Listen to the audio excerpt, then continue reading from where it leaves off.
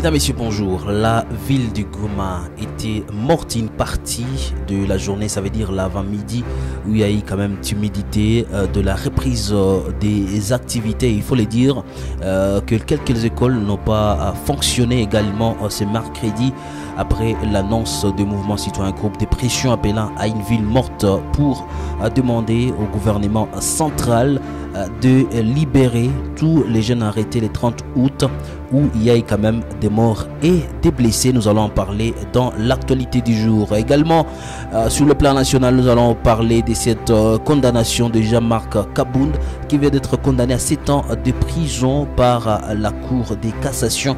Nous sommes dans la capitale congolaise. Sur le plan international, Vladimir Poutine commence déjà à se rapprocher petit à petit de la Corée du Sud.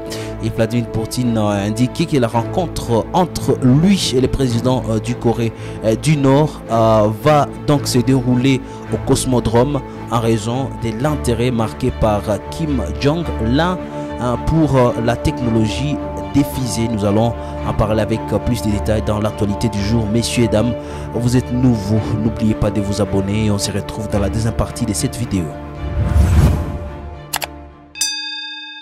Ouvrons l'actualité du jour par cette paralysie des activités. La ville de Goma, chef-lieu de la province du Nord Kivu, s'est réveillée ce mercredi dans un calme apparent. Des mouvements citoyens ont donc appelé à une journée ville morte pour exiger la libération des adeptes de la secte mythico-religieuse Wazalendo. L'église Uwezo Waneno des Bissimo a éclairé les civils tués le 30 août 2023 dans les carnages des civils dont la garde républicaine est accusée d'être auteur. Nous avons rencontré quelques motards qui expliquent quand même leur retard dans leur exercice. Vous le savez, certains motards ont commencé déjà à faire les trafics à partir de 9h. Qu'est-ce qui explique cet état des choses?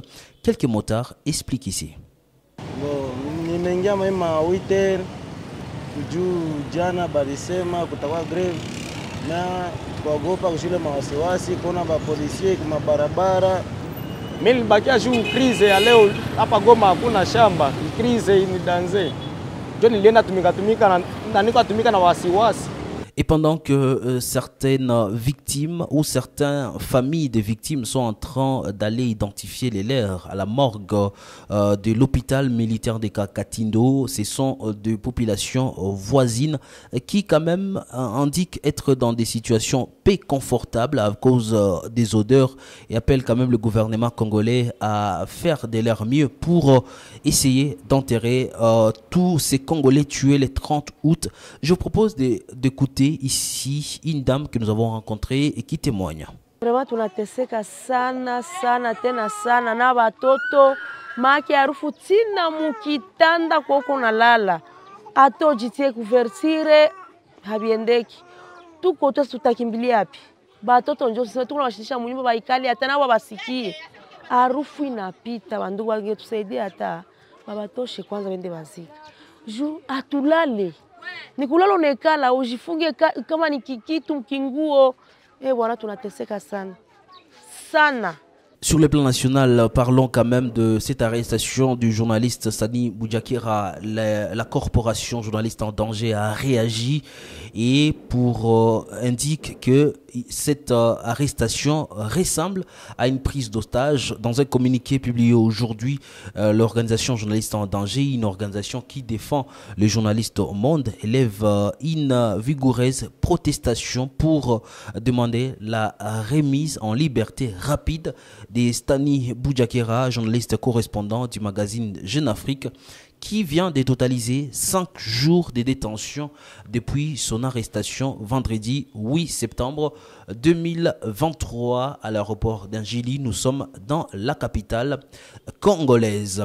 Et puis comme je l'ai annoncé déjà au sommaire de cette rubrique l'actualité du jour, la Cour de cassation vient de condamner à 7 ans de servitude pénale l'ancien vice-président de l'Assemblée nationale Jean-Marc Kabound.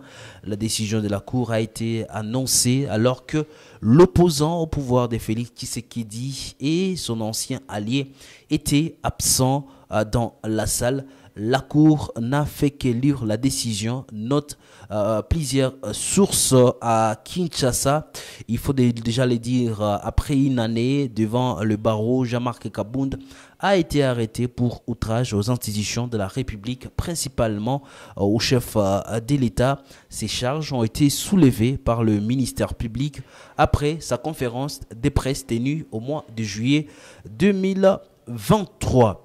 Et puis parlons de cette rencontre entre Vladimir Poutine et le président du Corée du Nord. Plusieurs accords seront donc signés après cette rencontre.